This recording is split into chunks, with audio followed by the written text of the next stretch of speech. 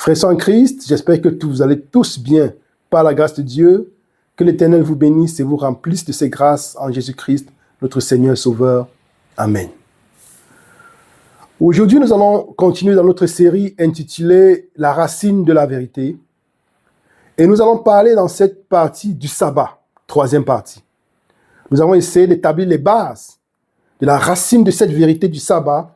Et nous avons vu, en suivant toujours l'exemple de Jésus-Christ, dans Matthieu chapitre 19, quand les pharisiens nous posent la question de savoir s'il est permis de répudier sa femme, de lui donner une lettre de divorce, qu'est-ce que Jésus-Christ va répondre? Il va répondre, « N'avez-vous pas lu qu'au commencement, Dieu fit l'homme et la femme, et que les deux devinrent une seule chair? Donc personne ne sépare ce que Dieu a uni. » Et ces personnes de renchérir en disant, « Mais pourquoi alors Moïse a permis que nous puissions répudier nos femmes? » Et qu'est-ce que Jésus-Christ va répondre? C'est à cause de la dureté de vos cœurs.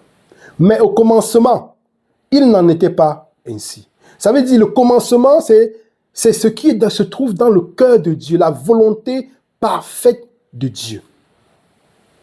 Et aujourd'hui, nous allons parler du sabbat en relation avec l'ombre des choses à venir, le repos en Jésus-Christ. Pourquoi?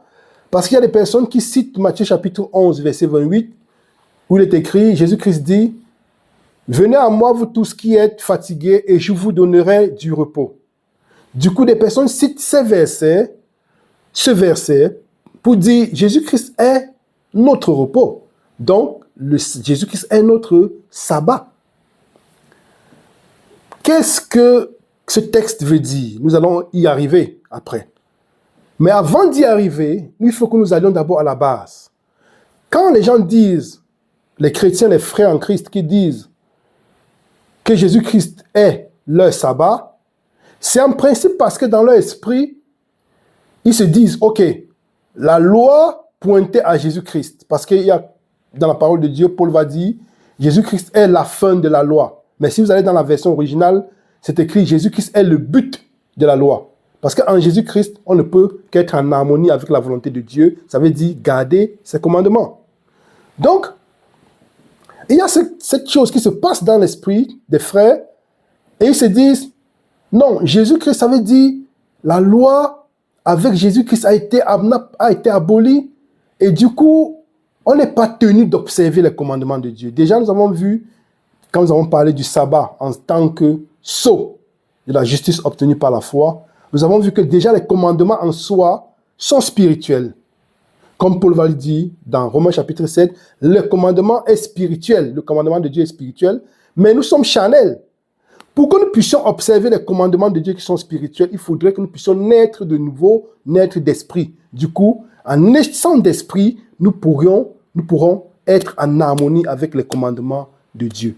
Mais ceci ne se fait pas par nos forces, mais par la puissance de l'Esprit Saint. Parce que c'est l'Esprit Saint en nous qui nous rend capables d'observer les commandements de Dieu. Nous avons parlé de ça dans la deuxième partie, plus précisément, en parlant du sabbat. Et pour continuer par rapport à ce qu'on disait, donc les frères se trouvent dans la confusion, consciemment ou inconsciemment. Et ils citent un texte. Avant d'arriver d'élucider le texte Matthieu 11, 28 qui dit « Venez à moi et je vous donnerai du repos », et ils utilisent ça pour dire que Jésus-Christ est leur repos, que Jésus-Christ est leur sabbat. Nous allons aller dans un autre texte qu'ils utilisent, Luc 16, verset 16, pour justifier le fait que le sabbat a été aboli. Allons ensemble dans Luc 16, verset 16. La loi et les prophètes ont subsisté jusqu'à Jean. Depuis lors, le royaume de Dieu est annoncé et chacun use de violence pour y entrer. Donc les gens citent ces textes, les frères sont en Christ, qui n'observent pas le sabbat, pour dire, vous voyez, la loi et les prophètes ont subsisté jusqu'à Jean le Baptiste. Donc du coup, on n'est pas tenu d'observer le sabbat du 4e commandement. Quelle est la séduction de l'ennemi? Si mes frères et mes soeurs m'écoutent, parce que nous tous, l'ennemi veut nous séduire tous. Mais Dieu nous envoie afin que nous puissions être les gardiens de nos frères. D'où le but de cette série ou de ces études que nous faisons pour le salut de nous-mêmes et de nos frères. Mais quel est le piège de l'ennemi? Parce que il est écrit, la loi et les prophètes ont subsisté jusqu'à Jean-Baptiste. Qu'est-ce que la loi et les prophètes représentent? La loi et les prophètes représentent le Pentateuque, dont les 5 livres écrits par Moïse. Quels sont ces livres? Genèse, Exode, Lévitique, Nombre et Deutéronome. Ces livres ont été écrits par Moïse. Mais nous avons noté que si tant est vrai que ces livres soient été écrits par Moïse, il n'en demeure pas moins que dans ces livres, Moïse se trouve aussi ce qui n'a pas été écrit par Moïse. Donc ici, ce verset pour dire, vous voyez, la loi et les prophètes ont subsisté jusqu'à Jean, donc on n'a pas tenu d'observer le sabbat. D'où, ça veut dire le sabbat était l'ombre des choses à venir. À Jean, jusqu'à Jean-Baptiste, Jésus-Christ arrive, nous ne sommes pas tenus d'observer le sabbat. Ok. Prenons un exemple d'une loi qui se trouve dans le Pentateuque. Dans l'un des livres, des 5 livres écrits par Moïse, je vous l'ai dit. Allons dans 1 Corinthiens chapitre 9, verset 9. 1 Corinthiens chapitre 9, verset 9. Lisons. Car il est écrit dans la loi de Moïse, tu ne muselleras point le bœuf quand il foule le grain. Dieu se met-il en peine des bœufs? Quel est le texte qui est utilisé ici? Paul est en train d'utiliser Deutéronome chapitre 25, verset 4, qui est l'un des livres du Pentateuque. Et si nous allons ensemble dans Deutéronome chapitre 25, verset 4, nous allons confirmer ceci. Deutéronome chapitre 25, verset 4. Tu ne muselleras point le bœuf quand il foulera le grain. Alors, ça se trouve dans la loi de Moïse. Vu que nous avons vu dans Luc chapitre 16, verset 16, qu'il est écrit que la loi et les prophètes ont subsisté jusqu'à Jean, et que les gens l'utilisent pour dire qu'on n'est pas tenu d'observer le sabbat, nous remarquons, première chose, que ceci se trouve dans la loi écrite par Moïse. Donc, dans le Pentateuque. Question. Est-ce qu'il y a un des 10 commandements qui dit « Tu ne muselleras point tu ne muselleras point le bœuf quand il foule le grain ?» Non. Aucun des 10 commandements ne dit « Tu ne muselleras point le bœuf quand il foule le grain ». Ça, c'était le premier exemple. Prenons un deuxième exemple. Dans Jean chapitre 8. Jean chapitre 8. Jean chapitre 8. Lisons ensemble, versets 3 à 5. Alors les scribes et les pharisiens amenaient une femme surprise en adultère. Et la plaçant au milieu du peuple, il dit à Jésus, « Maître, cette femme a été surprise en flagrant délit d'adultère. » Verset 5. Moïse, dans sa loi, nous a ordonné de lapider de telles femmes. Toi donc, que dis-tu? Nous voyons bien que c'est écrit. Où est-ce que c'est écrit cette loi? C'est dans Lévitique chapitre 20, verset 10. Lévitique chapitre 20, verset 10. Allons dans Lévitique chapitre 20, verset 10. Lévitique chapitre 20, verset 10. Si un homme commet un adultère avec une femme mariée, s'il commet un adultère avec la femme de son prochain, l'homme et la femme adultère seront punis de mort. Où est-ce que cette loi se trouve? Dans la loi de Moïse. Nous avons lu dans Luc chapitre 16, verset 16, utilisé par les frères et sœurs en Christ, pour dire qu'on n'est pas tenu d'observer le 4e commandement parce que c'était l'ombre des choses à venir. Maintenant, nous sommes en train de voir, de citer certains. Nous allons prendre seulement ces 2 exemples, il y en a plusieurs. Nous prenons ces 2 exemples pour nous faire comprendre que ces lois écrites par Moïse ne se trouvaient pas dans les 10 commandements. Du coup, nous nous trouvons face à quelque chose d'important. C'est qu'il y avait 2 personnes qui ont écrit 2 lois. 2 personnes ont écrit 2 lois. Et c'est là où nous allons y arriver. Parce que dans Lévitique, chapitre 20, verset 10, où on dit de lapider la femme adultère, le mari et l'homme adultère, aucun des 10 commandements ne dit de lapider la femme adultère ou l'homme adultère. Aucun des 10 commandements. Maintenant, Jésus-Christ va nous dire quelque chose de très important dans sa parole. Allons ensemble dans Jean chapitre 5. Lisons ensemble les versets 44 à 47. Comment pouvez-vous croire, vous qui tirez votre gloire les uns des autres et qui ne cherchez point la gloire qui vient de Dieu seul? Ne pensez pas que moi je vous accuserai devant le Père.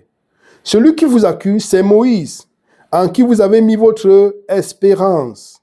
Car si vous croyez Moïse, vous me croiriez aussi, parce qu'il a écrit de moi. Verset 47.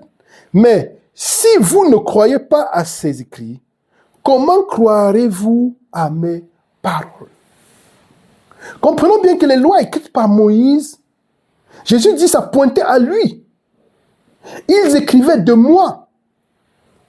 Donc, ces lois écrites par Moïse pointaient à Jésus-Christ.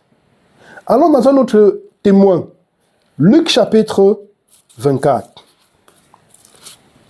Verset 44 à 47.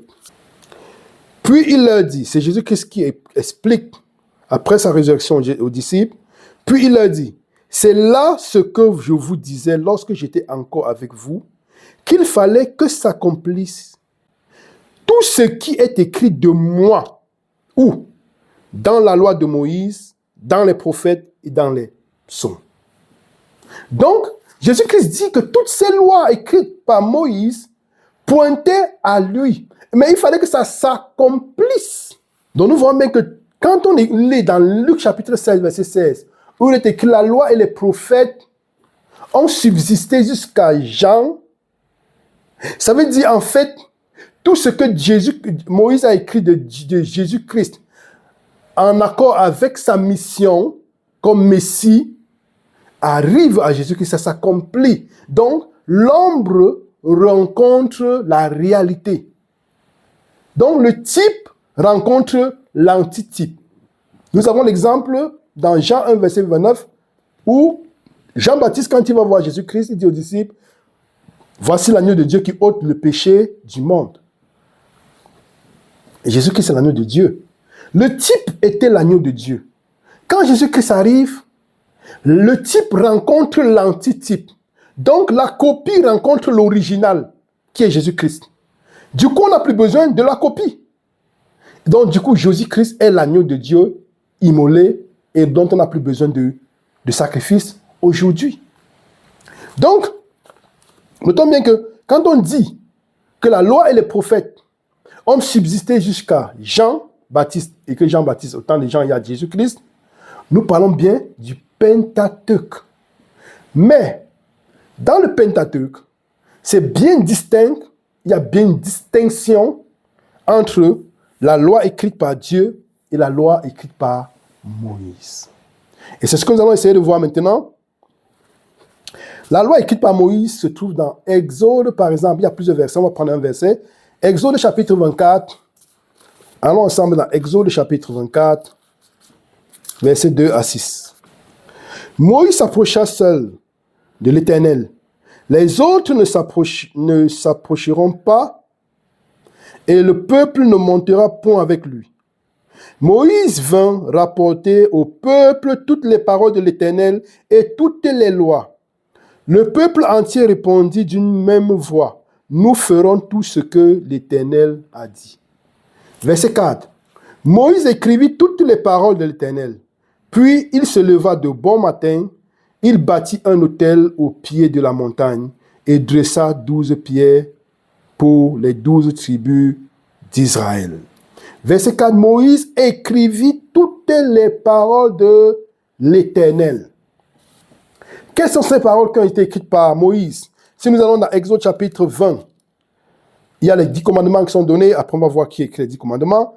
On va dans Exode chapitre 21, nous voyons la loi qui est en rapport avec la liberté des esclaves et la vie. Nous voyons les lois, Exode chapitre 22, les lois relatives aux propriétés et aux mœurs. Nous voyons les lois morales et cérémonielles. Nous voyons, il y a plusieurs choses que Moïse a écrites dans ce livre. Mais quelle est la loi qui a été écrite par Dieu? Même si la loi de Dieu se trouve dans le Pentateuque, il y a une bonne différence. Allons ensemble dans Exode 32, verset 15. Exode 32, verset 15 et 16. Moïse retourna et descendit de la montagne, les 2 tables de témoignage dans sa main. Les tables étaient écrites des 2 côtés, elles étaient écrites de l'un et de l'autre côté. Les tables étaient l'ouvrage de Dieu, et l'écriture était l'écriture de Dieu, gravée sur les tables. Exode 31, verset 18. Lorsque l'Éternel eut achevé de parler à Moïse sur la montagne de Sinaï, il lui donna les 2 tables du témoignage, tables de pierre écrites du doigt de Dieu. Et nous voyons que quand Moïse va rompre ces 2 tables de pierre dans Exode chapitre 32, Dieu va encore appeler Moïse et dire à Moïse de tailler encore 2 pierres. Il ne va pas dire à Moïse, écris, toi écris. Non, viens, je vais les écrire moi-même sur la pierre. Donc, nous voyons bien que quand on dit la loi et les prophètes ont subsisté jusqu'à Jean, nous voyons bien que la loi et les prophètes sont en rapport avec le Pentateuque. Mais dans le Pentateuque, il y a ce qui est écrit par Moïse et il y a ce qui est écrit par Dieu. Nous allons voir que quand on parle de l'ombre des choses à venir, il faudrait que ce soit lié aussi. La majeure partie de l'ombre des choses à venir sont cérémonielles.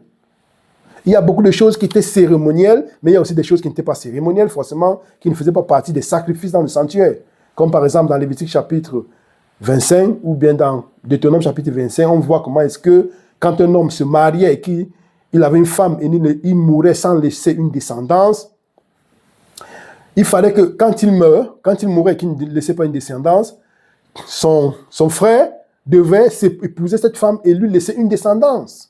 Ça, c'était par rapport au plan de la rédemption pour nous expliquer comment est-ce que Jésus-Christ, quand il se marie avec son épouse, qui est l'Église, il laisse une descendance à Abraham, qui est son frère. Parce que dans Luc chapitre 3, on dit bien, Adam était fils de Dieu, Jésus aussi fils de Dieu. Donc nous voyons que toutes ces choses pointaient à Jésus-Christ. Mais, une autre chose qui est importante, qui pointe à Jésus-Christ et qui est clair que ça a été mis de côté, c'est ce qui est lié au sacrifice. Pour ceci, nous allons aller ensemble dans Lévitique chapitre 23. Donc nous allons voir si le sabbat du 4e commandement est lié au sacrifice. Lévitique chapitre 23, lisons les versets 1 et 2 et 3. L'Éternel parla à Moïse et dit, « Parle aux enfants d'Israël et tu leur diras, les fêtes de l'Éternel que vous publierez seront de saintes convocations. Voici quelles sont mes fêtes. » Verset 3. On travaillera 6 jours, mais le 7e jour est le sabbat, le jour du repos. Il y aura une sainte convocation. Vous ne ferez aucun ouvrage. C'est le sabbat de l'Éternel dans toutes vos demeures. Notons bien, c'est le sabbat du 4e commandement. Quelqu'un pourrait dire, ok, ça fait partie des 7 fêtes juives, donc du coup, on devrait abolir aussi le sabbat. Non. Quelle est la différence? Si nous allons ensemble dans les versets 4, par exemple, verset 4, ici, il est écrit, verset 5, le premier mois, le 14e jour du mois, entre les 2 soirs sera la Pâque de l'Éternel. La Pâque de l'Éternel était le 14e jour du mois entre 2 soirs. Le 15e jour, il y a la fête de pain sans levain. Qu'est-ce que ces fêtes? Pourquoi cette fête pointe et sont l'ombre des choses à venir? Parce que Paul va dire de Jésus-Christ, il est notre Pâque. Jésus-Christ est la Pâque, notre Pâque immolée. Notre Pâque a été immolée, c'est Jésus-Christ. Et nous voyons que ils ont quelque chose en commun. Verset 8. Vous offrirez à l'Éternel pendant 7 jours des sacrifices consumés par le feu. Ça, c'est la fête de Pâques et la fête des pains sans levain. Allons à l'autre fête, la fête des prémices.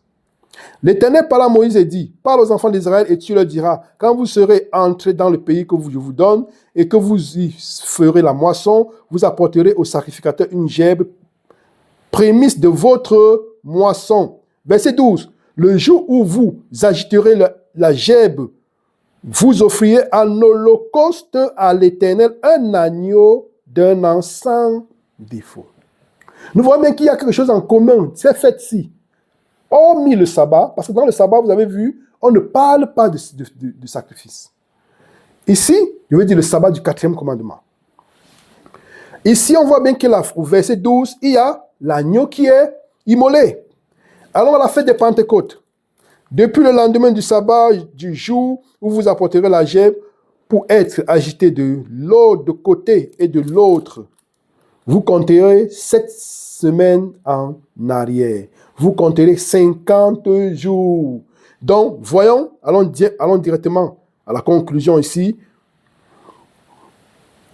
Au verset 18, outre des pains, ces pains, vous offrez en holocauste à l'Éternel 7 agneaux d'un an sans défaut. À la fête des Pentecôtes, il y a le sacrifice. Fête des prémices, sacrifice. Fête de la Pâque, sacrifice.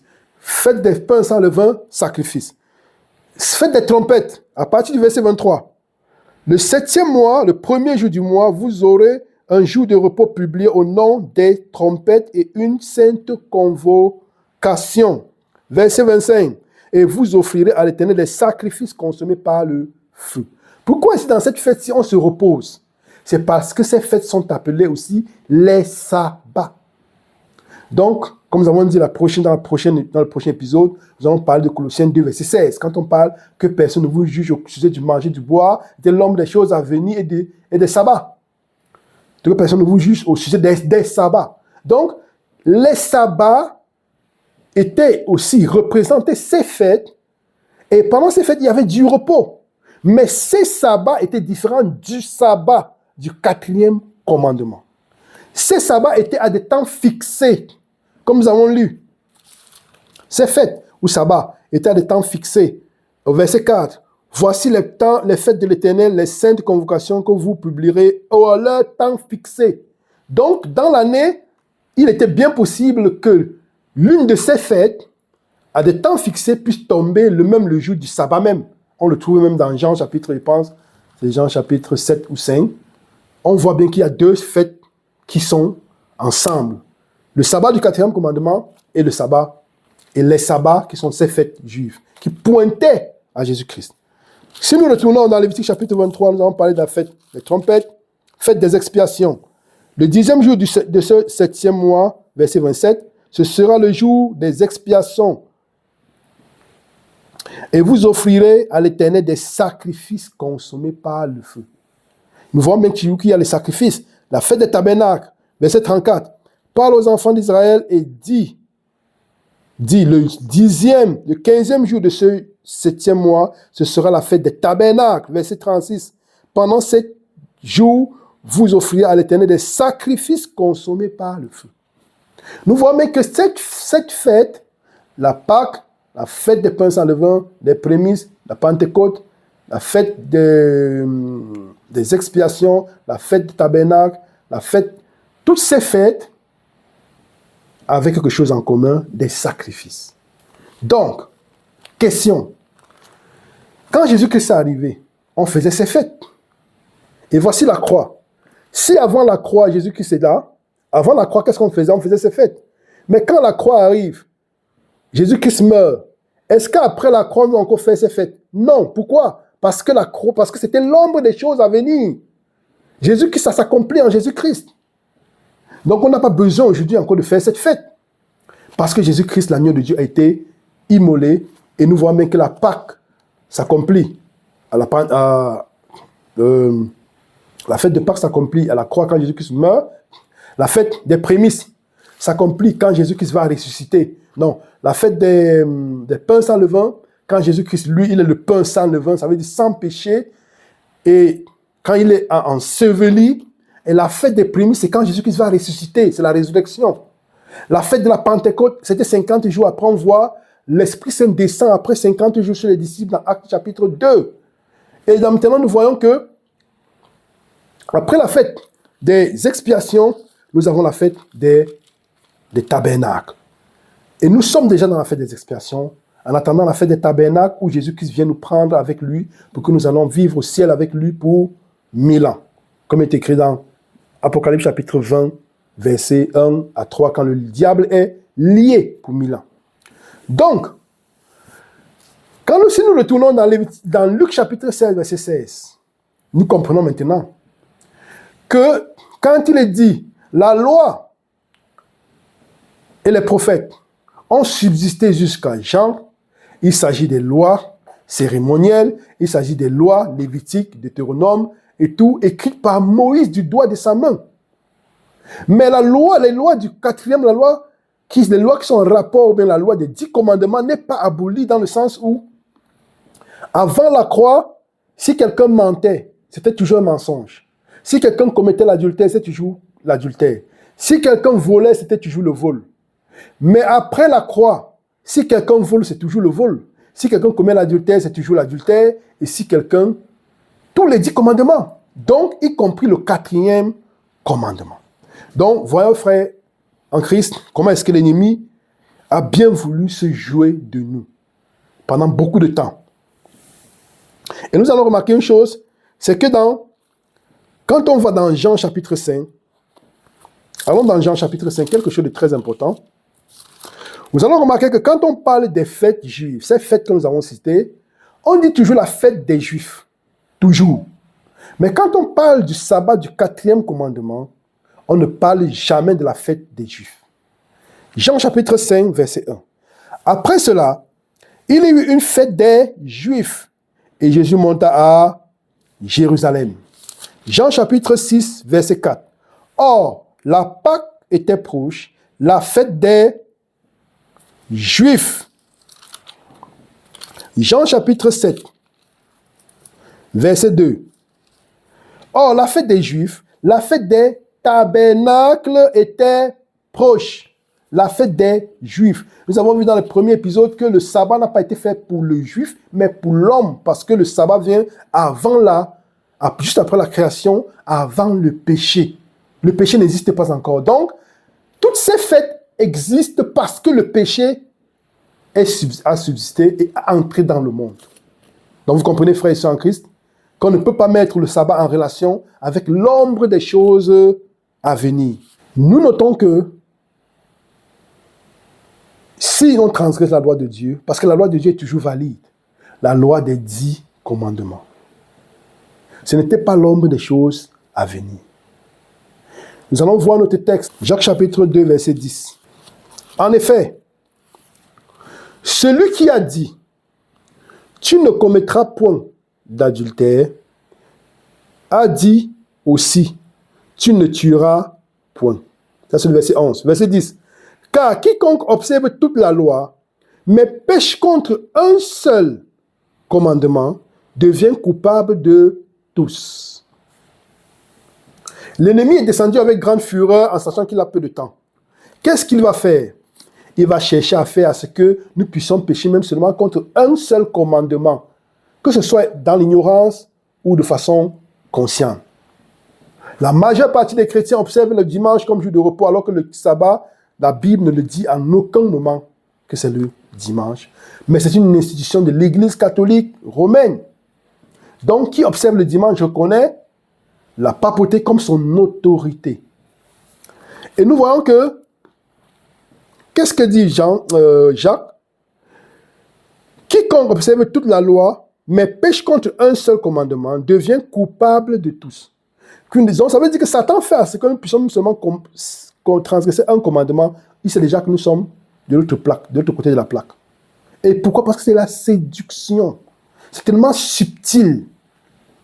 Et voyons maintenant vraiment au verset 11. En effet, donc il explique maintenant, celui qui a dit « Tu ne commettras point d'adultère » a dit aussi « Tu ne tueras point ». Or, si tu ne commets point d'adultère, mais que tu commets un meurtre, tu deviens transgresseur de la loi. Donc en effet, mettons tous les autres commandements là. Tous ces commandements se trouvent dans Exode chapitre 20. Tous ces commandements se trouvent dans Exode chapitre 20. Exode chapitre 20. Les 10 commandements. Tu n'auras point de Dieu devant ma face. Je suis l'Éternel ton Dieu qui t'a fait sortir du pays d'Égypte et de la maison de servitude. Tu n'auras point de Dieu d'autres dieux devant ma face. Donc la même personne qui a dit tu n'auras point de Dieu d'autres dieux devant ma face a aussi dit tu ne commettras point d'adultère. En fait, c'est ce que Jacques est en train de dire. On peut mettre un autre commandement. La même personne qui a dit tu ne te feras point d'image taillée ni de représentation quelconque des choses qui sont en haut, dans les cieux, sur la terre et tout. Et la même personne qui a dit tu ne tueras point. La même personne qui a dit tu ne te prosterneras point devant elle. La même personne qui a dit tu ne prendras point le nom de Dieu en vain.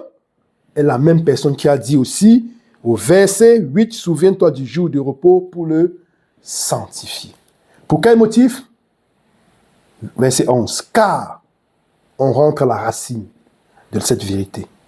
Car en ces jours, l'Éternel fit les cieux, la terre, la mer et tout ce qui se continue en elle. Et il s'est reposé le 7e jour. C'est pourquoi, dans le motif, l'Éternel a béni le jour du repos et l'a sanctifié.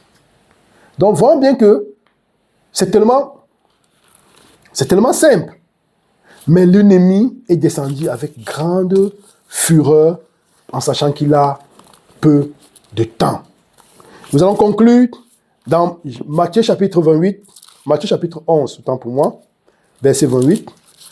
Comme nous avons dit, les gens disent que, en citant Luc chapitre 16, verset 16, en disant, quand ils disent, la loi et les prophètes ont subsisté jusqu'à Jean, et qu'ils y mettent le sabbat, normalement, c'est parce qu'ils pensent que le sabbat était l'ombre des choses, et que le sabbat du 4e commandement était l'ombre des choses à venir. Nous avons démontré que ce n'était pas l'ombre des choses à venir.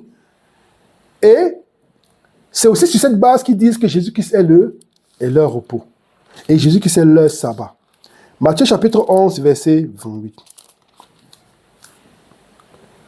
Venez à moi, vous tous qui êtes fatigués et chargés, et je vous donnerai du repos. Mais notons bien qu'ici, qui parle ici? C'est Jésus-Christ. Rappelons-nous quand Jésus-Christ va parler aux pharisiens, il va dire, avant qu'Abraham ne fût, moi je suis. Je suis. Et qu'est-ce que ces personnes vont essayer de faire? De le lapider. Pourquoi? Parce qu'ils ont compris qu'il se prenait l'autorité d'être le Dieu d'Abraham, d'Isaac et de Jacob. Donc, le même Jésus-Christ, qu'est-ce qu'il a dit dans l'Ancien Testament?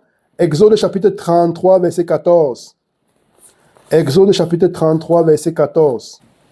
L'Éternel répondit, je marcherai moi-même avec toi et je te donnerai du repos. Parce que Moïse ici demande de voir la gloire de Dieu. Il veut que Dieu vienne avec lui. Mais qu'est-ce que Dieu dit? Je marcherai devant toi et je te donnerai du repos.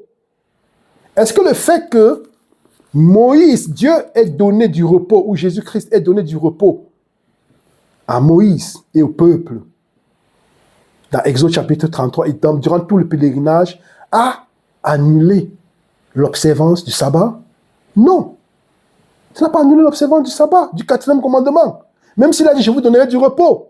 Donc c'est un argument qui ne tient pas. Et dans Jérémie chapitre 6, verset 16, ainsi parle l'Éternel, placez-vous sur les chemins, regardez et demandez quels sont des anciens sentiers. Quelle est la bonne voie? Marchez-y et vous trouverez le repos de vos âmes. Marchez-y sur la bonne voie. Marchez-y sur la bonne voie. Parce que Jésus-Christ est la voie, sur le chemin, la vérité et la vie. Il est le chemin. Marchez-y comme Jésus-Christ. Dans 1 Jean 2, verset 6, nous devons faire marcher comme Jésus-Christ a marché. Il a marché comment? Selon les commandements de son Père. Et qu'est-ce qu'il dit? Je fais toujours la volonté de mon Père. C'est la raison pour laquelle je lui suis agréable. La volonté de son Père, c'est quoi? Est résumée dans les 10 commandements. Donc, nous voyons bien que l'ennemi a voulu se jouer de nous. Mais si nous écoutons cette parole aujourd'hui, frères et sœurs en Christ, ça veut dire que nous sommes encore vivants. Pensons-y, réfléchissons, méditons dessus et demandons à Dieu la sagesse. Parce que l'ennemi est descendu avec grande fureur en sachant qu'il a peu de temps. Et la majeure partie des chrétiens suivent, observent le dimanche. Et quand je pense au déluge, je vois que 8 personnes ont été sauvées. Sur tout le monde entier, je me pose la question de savoir, la majorité n'est presque jamais du côté de Dieu. Mais la majeure partie des chrétiens observent le dimanche comme jour de repos. Pourtant, ce n'est pas biblique. Maintenant, on va se donner toutes les raisons. Pourtant, l'Église catholique romaine, eux, ils reconnaissent clairement que c'est leur autorité. Ils disent clairement, si vous voulez observer la Bible à la lettre, alors faites comme les adventistes du 7e jour. Observez le sabbat. Mais si vous observez le dimanche, alors vous êtes les nôtres. Donc vous voyez qu'ils le disent avec arrogance. Et c'est clair, ils ne se cachent pas. Mais ce qui est pire, c'est les protestants qui tendent la main vers l'abîme, au-delà de l'abîme à la petite corne, au-delà de l'abîme à la bête qui est sortie de l'eau dans Apocalypse chapitre 13. Ils font l'image de la bête afin que tous adorent la bête. Du coup, ces protestants donnent la gloire à la bête à travers son jour d'adoration et d'autorité.